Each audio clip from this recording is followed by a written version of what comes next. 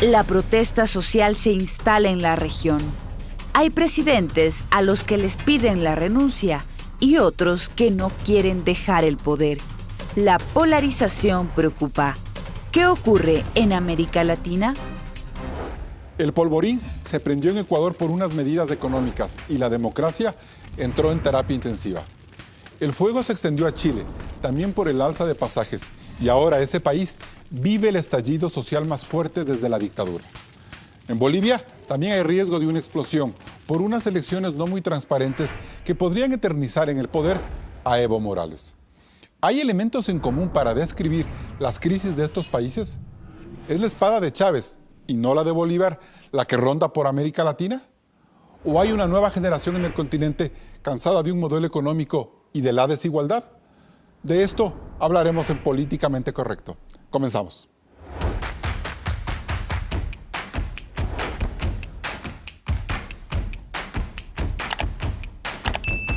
Hoy nos acompañan Víctor Granda, dirigente socialista y exdiputado nacional. Alegría Donoso, analista en temas internacionales y catedrática universitaria. También nos acompaña Arturo Torres, periodista de investigación, experto en temas de seguridad. Gracias por acompañarnos un nuevo domingo a Políticamente Correcto. Con nuestros invitados vamos a despejar una interrogante. Las protestas que se registran en la región, así como las tensiones políticas que despiertan varios de sus procesos electorales, ¿nos advierten el inicio de una crisis democrática? Claudia. Carlos, hablemos de las dos grandes protestas de este mes en la región. La primera surgió aquí en Ecuador y se extendió por 11 días. El gobierno eliminó el subsidio a los combustibles y el reclamo social se extendió por buena parte del país. Salieron los transportistas y luego el movimiento indígena. En Quito la violencia se instaló como nunca había pasado. La fuerza pública reprimió con dureza argumentando que detrás había vandalismo y una deliberada estrategia para causar terror y tumbarse al gobierno. El agotamiento fue nacional y el presidente derogó el decreto de las gasolinas para mejorarlo en una frágil mesa de diálogo. Mientras tanto, la OEA insiste en la hipótesis de la conspiración. Así es, Carlos. El gobierno apunta a que el correísmo y el chavismo, reforzados en el Grupo de Puebla, tienen la misión de atentar contra la democracia. Escuchemos al presidente venezolano Nicolás Maduro. Todas las metas que nos hemos propuesto en el Foro de Sao Paulo las estamos cumpliendo una por una. A lo que el ministro de Defensa de Ecuador señaló. Bandas criminales, saboteadores, delincuencia, incluyendo a grupos que aprovechándose de las circunstancias puedan llegar a la desestabilización democrática. Estos indicios deben aclararse, pero no es menos cierto que hay un problema de fondo, el descontento social por la crisis económica. Un factor que también está latente en las marchas que desde el 6 de octubre se registran en Chile. El gobierno de ese país alzó el precio de los pasajes del Metro de Santiago, sacando a la calle a decenas de miles de personas, en su mayoría universitarios. La protesta se tornó violenta el 18 de octubre, cuando el vandalismo destruyó buena parte de las estaciones del metro, incendiando los trenes. También hubo saqueos, ataques a instalaciones públicas, edificios y medios de comunicación. El presidente Piñera, tras derogar la medida y decretar el toque de queda, dijo: estamos en guerra contra un enemigo poderoso, implacable, que no respeta a nada ni a nadie, que está dispuesto a usar la violencia y la delincuencia sin ningún límite. Pero luego reconoció que de fondo hay un estallido social en contra de un sistema que durante 29 años no superó sus desigualdades. En las protestas han muerto al menos 18 personas. Hay miles de detenidos y por primera vez desde 1990 se pide la renuncia del mandatario. Carlos, empiezas el debate. Bien, gracias Claudia por ese reporte. Alegría Donoso, ¿es posible identificar rasgos comunes entre las protestas de Chile y de Ecuador? ¿Es correcto, es responsable hacerlo? Yo creo que sí, me parece que tienen una misma agenda. establecida para estas protestas que primero se realizaron acá, porque tienen el mismo modus operandi, ¿no? Es decir, una protesta absolutamente bien planificada que evidentemente no se dio inmediatamente, se anunciaron las medidas hoy y mañana la protesta a las 6 de la mañana ya estaban los indígenas absolutamente bien organizados. No, eso es una protesta que viene, la protesta en sí viene siendo preparada con un amplísimo despliegue estratégico de países que están básicamente funcionando a través de todos estos conflictos sociales, que precisamente lo que conducen todos estos conflictos son precisamente a desestabilizar y armar el caos. O sea, detrás de Chile y de Ecuador está el Grupo de Puebla, el bolivarianismo, sí, Venezuela. De hecho, el señor Diosdado Cabello habló de las famosas brisas bolivarianas y eso lo está demostrando, y lo está demostrando que realmente cuando ya fueron perdiendo espacio, es decir, la izquierda latinoamericana que se aglutinó alrededor del Foro de Sao Paulo, y luego de haber transcurrido como 20 años y un poco más, ¿verdad?, perdieron espacio cuando subieron al poder Macri, cuando cambiaron el gobierno Brasil con Bolsonaro, cuando subió precisamente Piñera en Chile, cuando subió el presidente Moreno acá.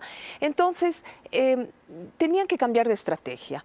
Y evidentemente la estrategia en donde se fue cocinando y se fue madurando y se fue perfeccionando fue en Venezuela. Perfecto, vamos adelante con eso, Alegría, muchas gracias. Víctor Granda, usted más bien apela a toda esa reacción popular al descontento por el hartazgo de un modelo, tanto en Chile y no sé si en Ecuador. ¿Cómo mira usted estas protestas?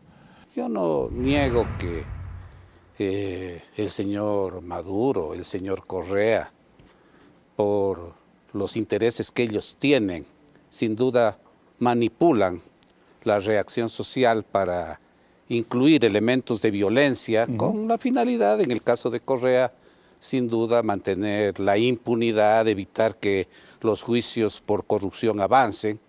Allí puede tener una explicación el atentado contra la Contraloría General del Estado. Pero creo que ese análisis resulta a la final sumamente superficial. América Latina y Ecuador desde los años 90 vive un proceso a través de la aplicación de un modelo económico, ya sea el neoliberal o el neointervencionista, que dicho sea de paso, el neointervencionista supuestamente implementado por gobiernos, entre comillas, progresistas, no fue ningún modelo de cuestionamiento al capitalismo ni al neoliberalismo de manera radical. ¿Y eso se siente en Chile? Entonces, fíjese usted, Chile es el paraíso del neoliberalismo, ¿no? Y sin embargo, la reacción social, en Chile no está presente Correa ni Maduro, que tal vez podrían tener una incidencia más directa, ¿no?, en motivar la reacción social. ¿Qué organización como la CONAIE hay en Chile? La CONAIE, el FUD, son estructuras orgánicas que sin duda vienen luchando por sus reivindicaciones locales. Yo he visto videos en donde estudiantes... Es una reacción violenta de los estudiantes y luego del conjunto de la población. Están saltando y elogian a perdóneme, Chávez, y bueno, puede ser, yo creo que por las palabras, pueden filtrarse. Por simples expresiones verbales no deben juzgarse los procesos. No, yo no creo que se está juzgando por las expresiones verbales, la explicación se está suya por los hechos. A mí me parece absolutamente superficial. No, yo creo que porque hay que ir al por problema de fondo. Si el modelo económico, sea neoliberal o neointervencionista, llevan a una extrema polarización social, también. aumentan la pobreza. Mire, doctora, bueno, lo que en América Latina, de la pobreza 1 es de cada relativa. 3 latinoamericanos viven en estado de pobreza. La concentración de la riqueza es de manera espantosa. Pero tampoco el modelo socialista... Eso produce reacción. Eso es innegable, pero tampoco de hecho que produce reacción, por supuesto que produce reacción, pero una reacción absolutamente civilizada y no una acción de vandalismo, de destrucción de los bienes públicos, de infiltración claramente de terroristas. Alegría. Entonces, y precisamente dijimos que Arturo Torres nos cuente hasta qué punto el sentido de preocupación de la OEA es genuino, hasta qué punto el vandalismo responde a grupos organizados desde Puebla, desde el Foro de Sao Paulo, o más bien es el sentir de la población, como en algunos casos dice Víctor Granda. Sí, yo creo que Víctor y Alegría tienen parte de la razón en una complejidad y un fenómeno que estamos viviendo y que es inédito en América Latina. Porque básicamente lo que estamos experimentando son manifestaciones, así es, por razones sociales de fondo que se han ido profundizando.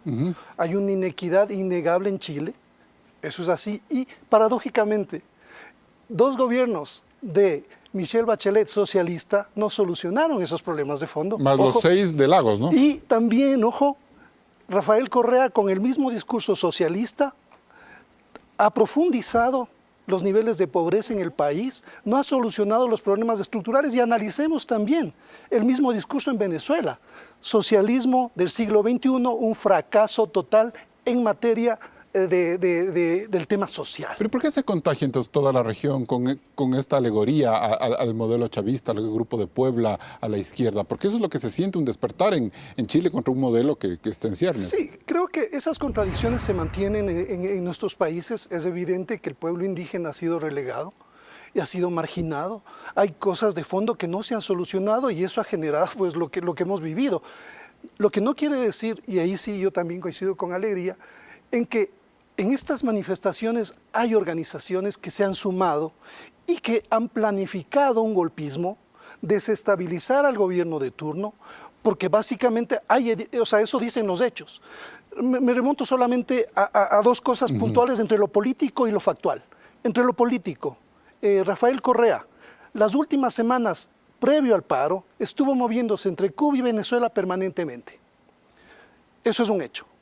El otro hecho, luego vienen las manifestaciones y empiezan a ver estos hechos delincuenciales, grupos bien organizados, planificados, bloqueos generalizados. ¿Que responden a él? Que responden a una estrategia y a una movilización que estaba bien pensada, al nivel más bien anárquico, anárquico entre comillas, porque vemos que son hechos consecutivos, se apunta a la Contraloría, se quema la Contraloría. Yo no había visto un fenómeno así en la historia del país. Pero tampoco se protegió a la Contraloría como se debía, Arturo. Sí, hubo fallas también, fallas a todo nivel en la policía, porque nadie estaba preparado para un fenómeno como estos. Y yo sí quiero hacer también un símil con lo que pasa en Chile, porque en Chile tenemos también una violencia desbocada, una violencia que se sale de todos los parámetros, ¿no es cierto? Y esto es lo que descuadra a los gobiernos. Nos vamos a un primer corte comercial y seguimos analizando de qué manera estas violentas protestas en Chile y en Ecuador son o no organizadas o deliberadas. Políticamente Correcto está en Radio Sucesos 101.7 FM Quito. Regresamos enseguida con más de este debate: Latinoamérica, crisis y protesta social. No se desconecte.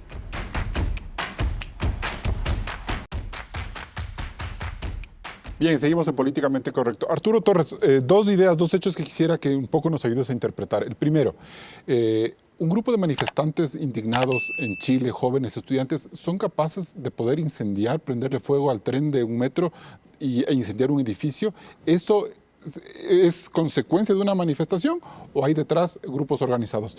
Y la segunda, debemos preocuparnos cuando hablamos de estas conspiraciones, que por ejemplo el presidente de la CONAIE diga que hay que crear un ejército y que sobre ese ejército que proteja al pueblo, la fiscalía le monte una investigación por sedición. ¿Y cómo entender esos dos hechos? Bueno, yo creo que lo de Chile está por investigarse exactamente cuáles fueron o qué otros factores estuvieron detrás de esta facilidad, entre comillas, para que un grupo de estudiantes cause todos los daños que han causado en el metro de Santiago. Como digo, hay una coincidencia por el nivel de violencia con lo que vivimos en Ecuador. Creo que eso como hipótesis acabamos de mencionar cuál podría ser el tema de la regionalización deliberada, que también acaba de ser, por cierto, avalada por la OEA, ¿no? Claro, esa la OEA tesis pone su preocupación. dice que Cuba y Venezuela, agentes vinculados a estos países, están detrás. Hay que tomarlo con pinzas. Pero básicamente habla de Ecuador más que de Chile, ¿no? Pero también de Chile. Acaban de mencionar también Chile. Entonces, bueno, me parece que también debemos ser un poco más responsables en el sentido de probarlo. O sea, como digo, pueden ser hipótesis, hay cosas que coinciden, ¿no es cierto? Evidentemente llama la atención el nivel de violencia de las manifestaciones de Chile, y lo que ocurrió en el metro es para destrozar, para destruir, para generar caos, generar miedo en la sociedad. Lo mismo vivimos aquí en el Ecuador. O sea, habían golpes de efecto, acciones deliberadas para que la sociedad se amedrente, se congele, se inmovilice, y estos factores que estaban desestabilizando de manera sistemática y premeditada puedan realmente causar el objetivo político que tenían. Y en ese sentido, el presidente Laconaye, ¿cae presa de esa desestabilización o abona esa desestabilización cuando se desboca con sus discursos permanentes que luego él tiene que salir a explicarlos y en algunos casos a pedir disculpas? Sí, parecería descabellado lo que dijo el presidente de Laconaye al hablar de un ejército. Yo creo que lo de fondo es que tenemos que desarmar el lenguaje. Desarmar las palabras, desarmar el discurso, buscar el cauce del diálogo, y creo que eso no está entendiendo también la dirigencia indígena. Claro. Me parece que tenemos que buscar salidas conciliadas y pacíficas. Perfecto. Alegría Donoso, ¿cómo diferenciar estas protestas vandálicas del despertar de una nación? Ha habido muchas lecturas que dicen, esta generación ya no se acuerda de la dictadura porque ni siquiera la vivió. Ellos tienen otros principios, ese consenso con el que se armó la democracia en Chile para que no regrese un Pinochet, ya no existe, ya no funciona. Entonces yo creo que ahí sí Víctor Granda tiene razón en decir que va más allá de una conspiración internacional. Sin lugar a dudas, el descontento, las desigualdades crean estas olas de protesta, que son absolutamente legítimas y entendibles. Lo que no es legítimo es llegar a estos ataques de los bienes públicos, a sembrar terrorismo, a sembrar pánico, todo eso, ¿no es cierto?, conducido precisamente para cumplimiento de una agenda internacional. Creo, por otro lado, en el caso ecuatoriano, el movimiento indígena ciertamente ha logrado ciertas conquistas, pero está muy lejos de llegar a lo que realmente ellos quieren. Pero creo que sí, la cúpula, la dirigencia indígena, sí se dejó contaminar, ¿verdad?, de todos estos movimientos anarquistas o socialistas o comunistas o no importa el nombre que se le ponga, de estos movimientos para crear el caos y el terror. Y Arturo decía muy bien, lo consiguieron. Y lo consiguieron precisamente porque desgraciadamente durante los 10 años del presidente Correa se desarmaron tanto los partidos políticos que esos espacios dejados por los partidos políticos fueron copados por los movimientos sociales. Y un gran actor, un gran elemento de estos movimientos sociales, por supuesto, es el sector indígena y el Partido de los Verdes y todos los movimientos ambientalistas, que tienen un discurso absolutamente marxista y radical. Porque estaría muy bien en tanto en cuando tengan mecanismos o canalicen formas de hacer un diálogo, de acercamiento.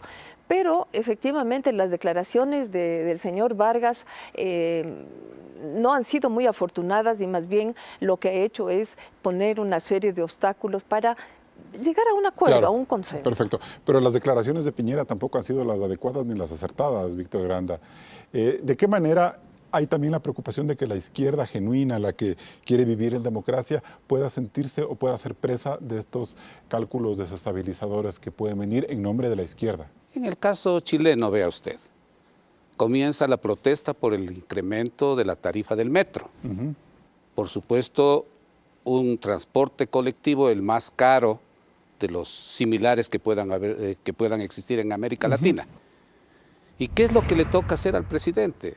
Llegar a reconocer algo que es de la realidad. El salario mínimo vital en Chile bordea los $400. Ha decretado un aumento de salarios. En el paraíso del neoliberalismo, las pensiones manejadas por los fondos privados han sido un gran negocio para las empresas que reclaman a cada momento la privatización. Y las pensiones están alrededor, menos del salario mínimo vital, alrededor de $250, de $300, o sea, lo cual le lleva a aumentar las pensiones. La forma en la que reacciona Piñera y pide perdón y manda un paquete social evidencia. Y sin embargo, digamos, la explicación de él es, ¿no es cierto?, de que es un problema de la subversión, pero él mismo, con sus decisiones, reconoce que hay un problema de inequidad social que hay que enfrentarlo. Pero esa inequidad social justifica incendiar la red del metro y paralizarla. No, de ninguna manera. ¿Pero a quién se le responsabiliza por eso, favor, yo quiero, digamos, en eso puntualizar. ¿Pero a quién se le responsabiliza la protesta por eso? social es necesaria, es imprescindible, yo diría incontenible frente a tanta agresividad económica, frente a tanta polarización social. Las acciones violentas tienen que ser controladas. Para eso está la fuerza pública, para eso debe estar la inteligencia, tanto de las Fuerzas Armadas, de la Policía Nacional, para prevenir eso. La izquierda, bueno, esto vale la pena aclarar, ¿no? No es que en el caso ecuatoriano, el señor Correa usurpó el discurso de la izquierda con el socialismo del siglo XXI, pero su modelo económico era un modelo económico más cercano al neoliberalismo, una modalidad de reactivación del capitalismo en base del consumo. Lula, está Correa, y por sobre está... todo, pero perdóneme, sí. solo para terminar el tema de Correa, ¿no es cierto? Lo clave de ese gobierno fue la corrupción, que de ninguna manera puede ser auspiciada ni apoyada por un sector alternativo. De ninguna manera él construyó un modelo alternativo. En el Ecuador, Carlos, el 57% de la población campesina está en una situación de pobreza, el 18% en extrema pobreza. ¿A quién sí le afecta los 10 centavos? Y las élites económicas y políticas del Ecuador se rasgan las vestiduras, dicen no más impuestos, pero no más impuestos que tal vez graven al pueblo, sino dicen no más impuestos que graven a los grupos de poder que ellos representan. Así es, solamente quería agregar una cosa, lo más triste y patético de todo lo que hemos vivido es la traición, por así decirlo, de la dirigencia indígena a esos problemas de fondo. Se quedan en la coyuntura y están básicamente anclados al tema del subsidio. Cuando hay problemas mucho más de fondo en el sector indígena, ¿por qué no se aprovechó esta oportunidad histórica? Precisamente para abordar esa agenda. O sea, me parece que la dirigencia indígena está en otra cosa. Realmente no ha seguido los procesos históricos del movimiento indígena que han sido importantes. Pero también hay unos movimientos sociales, Arturo, les hago la pregunta, que están ahorita reunidos en el Grupo de Puebla, donde está Lula, donde está Dilma, donde está Correa, donde está Maduro, donde están gente que tiene que darle cuentas a la justicia, y ellos son los que están llevando adelante una agenda, lo han dicho abiertamente en sus comunicados, en sus videos, de que tiene que regarse la revolución nuevamente, y mucha gente en Chile está, como yo le decía antes, está reivindicando ese discurso, doctor. No, la revolución de Correa ni hablemos, mi querido amigo. ¿Qué revolución es esa? ¿La del Grupo de Puebla? En el Grupo de Puebla hay diferentes posiciones que sería, digamos, un poco largo analizarlas. Pero en todo caso, yo creo que la izquierda, ¿no es cierto?, sin duda ha recibido un golpe muy fuerte con gobiernos como los de Correa, como los de Maduro, ¿no? Por su autoritarismo y más que nada por la corrupción. Y porque además jamás diseñaron un modelo económico alternativo.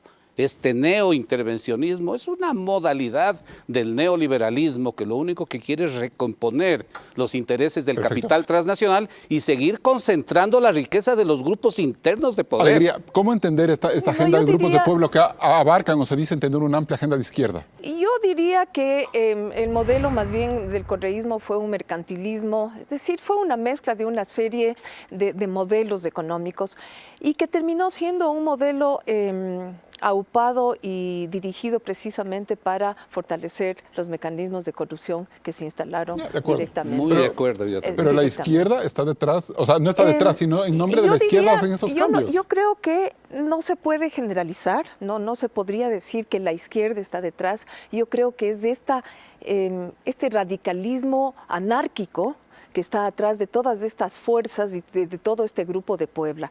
Que una vez que ya... Pero es el PT, pues. ¿Qué más izquierdista que el PT? Sí, de acuerdo. Sí, del Partido de los Trabajadores, de acuerdo. Pero yo creo que la identidad de este grupo más bien les une algo muy en común, que es haber perdido los espacios que ya habían conquistado a principios de esta década. Perfecto. Y entonces eso es lo que ha permitido una reunificación, una reinvención del Foro de Sao Paulo, ¿verdad?, a través de este Grupo de Puebla. Perfecto, nos vamos a un siguiente corte comercial, seguimos en Políticamente Correcto. Bolivia vive duras jornadas de protesta tras las elecciones presidenciales. Luego del corte seguimos con el análisis aquí en la mesa de Políticamente Correcto.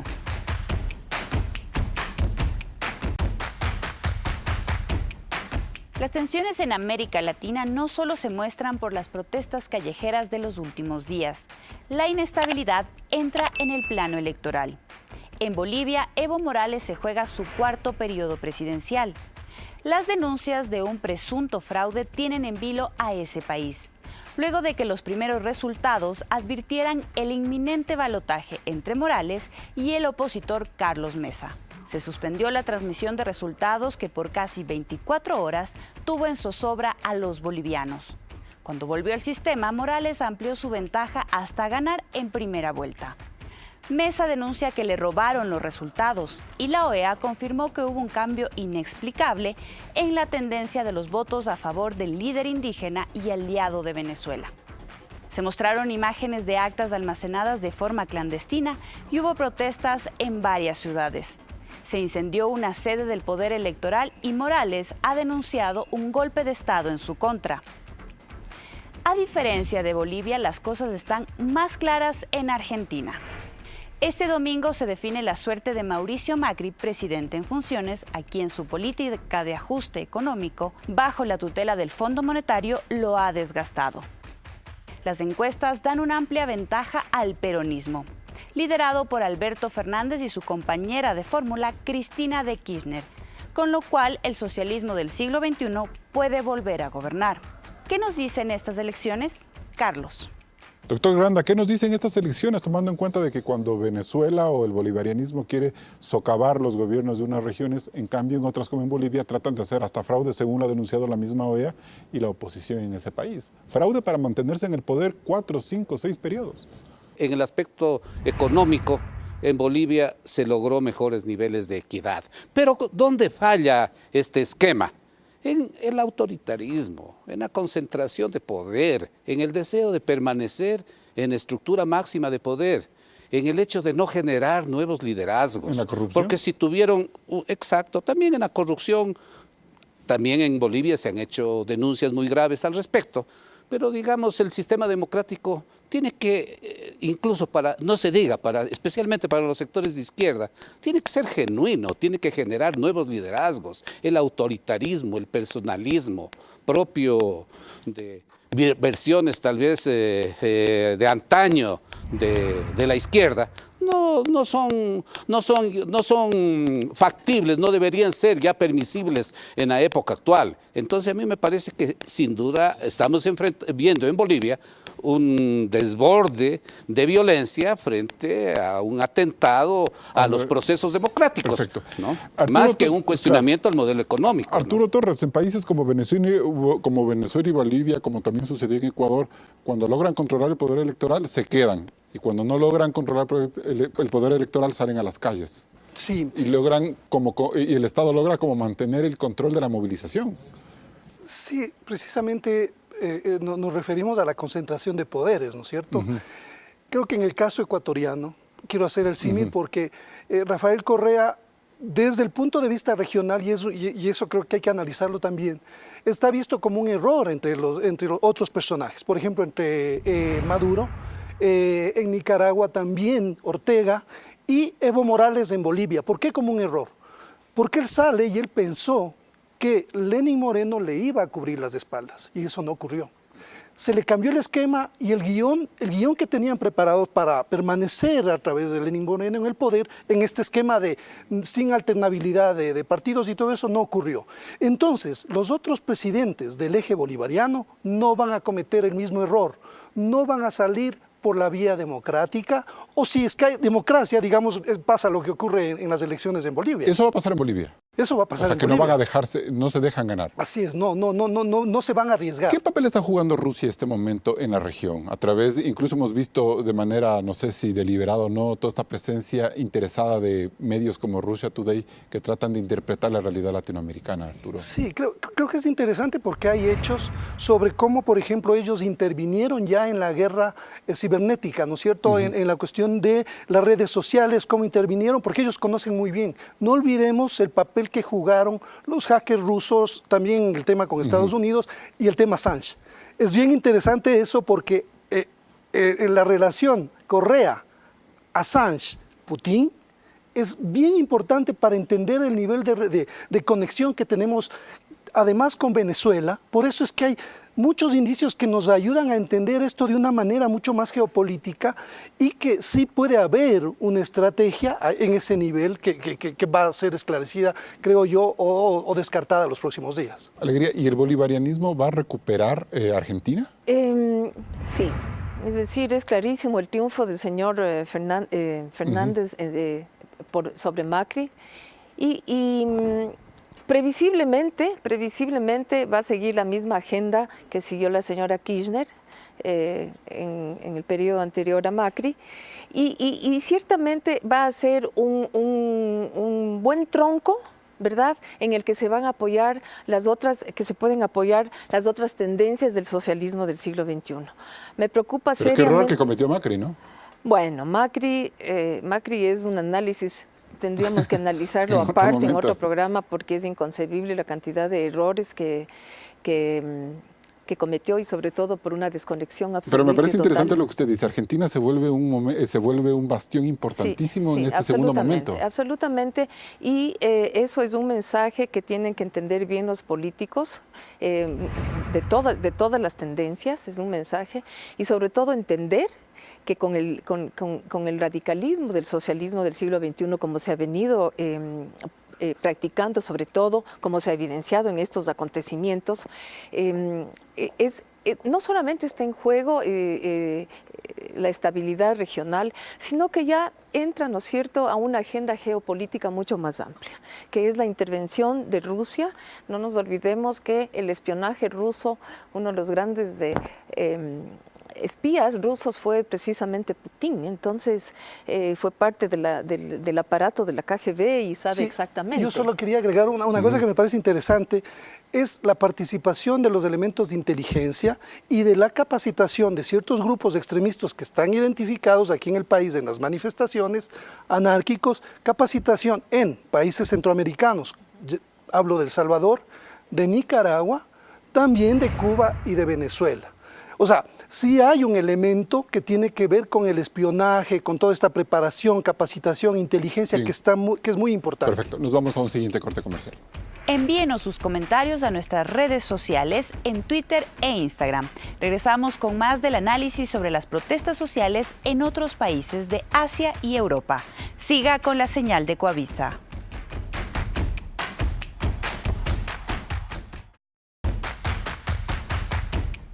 Las manifestaciones, conflictos sociales y políticos no solo se viven en Latinoamérica.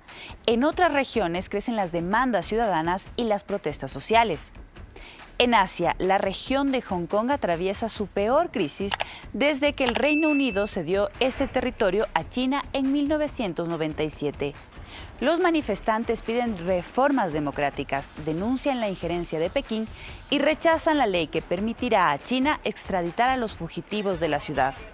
En junio empezaron las protestas que dejaron de ser pacíficas y se han visto verdaderas batallas campales. Organizaciones de derechos humanos denuncian represión policial. Mientras que en Europa hay dos grandes focos de protestas. En Francia, las protestas llevan casi un año. Los llamados chalecos amarillos rechazan el alza de los combustibles y el alto costo de la vida. Casi a semana seguida, los manifestantes cierran carreteras y calles y también mantienen enfrentamientos con la fuerza pública. Hay 2.500 manifestantes y más de 1.700 agentes heridos. En este mes se sumaron otros sectores, abogados, pilotos, choferes, agricultores e incluso policías por mejores condiciones laborales y la ola de suicidios en sus filas. El movimiento se extendió en menor medida a Bélgica, Países Bajos e Italia. Otro escenario de protestas es España. En Barcelona, miles de personas salieron a las calles para rechazar las sentencias a 13 años de prisión de los líderes independentistas. El día en que se conocieron las penas, bloquearon los accesos al aeropuerto e hicieron concentraciones pacíficas. Luego se desataron violentos enfrentamientos con la policía. Llevan casi 2 semanas de paralizaciones donde la represión ha sido brutal. Carlos, ¿el mundo atraviesa un descontento sin precedentes? Doctor Granda, ¿eso es normal que ocurra o los grados de violencia son cada vez más impresionantes? Bueno, hemos llegado, yo creo que a un nivel de desarrollo del sistema capitalista mundial, de la globalización, de la concentración del poder económico, a cifras realmente alarmantes. Mucha gente lo ha estudiado en Europa, en varios lugares del mundo, en Estados Unidos y también acá en Ecuador. O sea, esa polarización a la que lleva el sistema y que tiene que ver no solo en el ámbito económico, porque también el sistema es un sistema que depreda el medio ambiente, que violenta los anhelos de libertad de los pueblos. O sea, hay una tendencia a una restricción de la democracia y a una especie de una imposición de un autoritarismo mundial que provoca, creo yo, este tipo de fenómenos. Y ese autoritarismo mundial también lo ejerce Putin, Rusia. Hablábamos en el bloque anterior de cómo Rusia Ellos puede sin duda incidir en la son región. un factor del poder mundial, ¿no? Curiosamente, el señor Putin hasta manipula las elecciones en Estados Unidos. Y no vamos a decir que los señores de los Estados Unidos son unos angelitos que no están detrás también de los acontecimientos que ocurren en los diferentes lugares del mundo. ¿Y la agenda de Rusia en América Latina? Sin duda hay que tomarla en consideración, porque evidentemente frente a la confrontación, por supuesto, igual que se rechaza la intervención norteamericana, la intervención de cualquier potencia extranjera, en este caso Rusia, hay que rechazarla. O sea, la democracia, la soberanía, son principios que debemos, sin duda, siempre perfeccionarlos, pero que debemos defenderlos, porque de otra manera, ¿no es cierto?, el mundo está encauzándose a una pirámide de violencia, de enfrentamiento, que lleva a que, fíjese usted, los ejércitos ahora sean considerados no tanto como instrumentos de defensa de la soberanía externa, sino como instrumentos de guerra interna. Aquí en el Ecuador mismo han habido invocaciones a que estamos en un proceso de guerra interna. Eso no significa que las fuerzas del orden deben ubicar a los violentos, procesarlos y sancionarlos, pero eso no significa que deben confundir a los extremistas, a los violentos, a los que utilicen métodos terroristas, con la masa de la población que está luchando por reivindicar sus derechos frente a la extrema pobreza en la que se encuentra. Perfecto. Arturo Torres, ¿los patrones de violencia y represión en estos otros países que hemos visto tienen similitudes con América Latina? ¿Son lógicas distintas? ¿Cómo entenderlos? Sí, si bien son lógicas distintas, creo que hay que analizar bien lo de las redes sociales. Cómo está influyendo en los jóvenes las redes sociales y en los comportamientos. En las redes sociales uno puede eliminar a quien no te guste, a quien no esté de acuerdo con tu criterio. Básicamente son comunidades cerradas, son guetos, donde tú no tienes antagónicos, no toleras al antagonismo, estás con tus pares. Eso es lo que generan las redes sociales. Y eso ha sido bastante analizado y ha ocurrido, y en función de eso también se toman decisiones políticas para apuntar, por ejemplo, el Brexit. Ocurrió exactamente eso de un análisis de la gente que seguía Facebook. Entonces, me parece que eso, yo veo a los jóvenes, ¿no es cierto?, ahora involucrándose a esto, pero sin límites. O sea, en el caso chileno, ellos no tienen el referente de lo que ocurrió con Pinochet, ¿no es cierto? Y con toda esa represión bárbara que hubo, con todas las ejecuciones. Pero ahora lo que se analiza es que ellos es una juventud que no tiene miedo, que no tiene límites. ¿Y eso se ve también en Francia, por ejemplo? ¿Se ve en Cataluña? Esa capacidad de, o sea, imaginémonos en España, o sea, es un enfrentamiento entre un pueblo que quiere ser otro país y el Estado que obviamente tiene la obligación de mantener ese país cohesionado. Y también creo que se pone en duda el papel del Estado.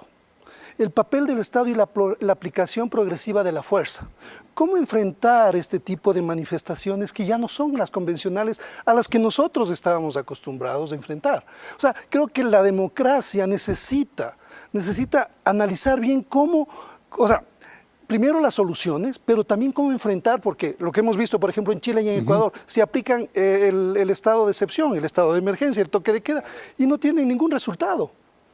O sea, eso, por ejemplo, es ¿Por qué no tiene ningún válido. resultado, Alegría Donoso? Coincidiendo con lo que dice Arturo, yo creo que sí es necesario hacer una reflexión sobre la praxis democrática, ¿no es cierto?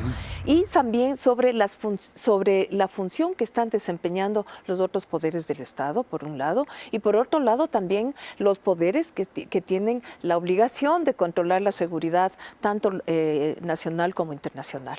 Y yo creo que las fuerzas en el caso de Cataluña, si bien ha habido represiones y todo, pero evidentemente están detenidas porque hay un elemento que juzga por encima de todos estos actos que son los derechos humanos. Y en defensa de los derechos humanos se han cometido las peores injusticias, si se quiere, porque de alguna manera todas estas organizaciones de derechos humanos también están abrigando a verdaderos terroristas. Entonces es muy complicado. El panorama global es tremendamente complicado. No puede haber, ¿no es cierto?, una división de Barcelona, decir que quiere separarse. No puede existir. Hay un Estado constituido y fue un Estado constituido y y a través de todo un aparato constitucional que ha pervivido por décadas, por siglos. Entonces, no se puede permitir eso. Nos vamos a un siguiente corte comercial. Entramos en la etapa de conclusiones. Víctor Granda, ¿cuál es la lectura políticamente correcta para entender estas violentas protestas en varios países del continente? Considero que es fundamental que a nivel nacional, en el continente, a nivel mundial, se perfeccione y se radicalice la democracia. En el caso ecuatoriano, los sectores sociales, indígenas, obreros, tienen que realizar movilizaciones, pero pacíficas, y detectar, aislar a los elementos violentos que puedan infiltrarse con otros propósitos, como ocurrió últimamente con los correístas. El gobierno tiene que tener una actitud también democrática, no saca nada amenazando, declarando la guerra interna, actuando a veces desproporcionadamente en el uso de la fuerza pública, acusando a las universidades de que patrocinan a terroristas o a vándalos, y también adoptando medidas eficaces, oportunas, de diálogo, antes de adoptar sus medidas. Y el poder económico tiene que también ser sensible. Los tributos tienen que llegar a los grupos de más alto poder económico. Alegría Donoso. Y yo pensaría que todas estas convulsiones sociales que se han dado en América Latina, que se están básicamente responden a una agenda internacional de un radicalismo de izquierda, y creería que más allá de estas acciones geopolíticas que se están dando porque tienen intereses geopolíticos grandes, más allá de eso creo que es necesario establecer un diálogo, porque es la manera como eventualmente se va a lograr pacificar una sociedad y de alguna manera ir pegando estas fracturas que se han dado en la sociedad, en las sociedades y también concretamente en el caso ecuatoriano. Arturo Torres. Creo que hay que repensar la forma en que los gobiernos están tratando y postergando ciertas inequidades, temas de postergaciones sociales, para evitar que estas se conviertan en expresiones y sean aprovechadas sobre todo por estos movimientos que tratan de desestabilizar a los gobiernos, sin duda con una agenda política. Y me parece que en eso los gobiernos han sido, en el caso ecuatoriano, bastante ingenuos, en el sentido de no tener y no contar con las suficientes alertas, tanto para tomar las medidas que se tomaron sin ningún escenario, como para enfrentar los bloqueos que llegaron posteriormente y toda la caotización que vivió el país durante 2 semanas. Y bien, Chile, Ecuador y Bolivia nos dan 3 lecciones fundamentales. La primera, que los gobiernos que se aíslan en sus decisiones se vuelven altamente peligrosos. La desconexión con sus ciudadanos y sus carencias puede ser mortal para las democracias de los nuevos tiempos. La segunda lectura es que Venezuela, como factor de desestabilización regional, requiere de un análisis profundo y urgente por parte de los distintos países del vecindario para saber cómo hacer frente a su agenda política. Finalmente está el riesgo de que el escenario electoral deje de ser el espacio donde se zanjen los conflictos sociales y en su lugar se manipule la voluntad popular a vista y paciencia del mundo entero. Hasta el próximo programa. Con estas conclusiones cerramos este interesante análisis sobre el mundo, la crisis y la protesta social. Nos vemos el próximo domingo.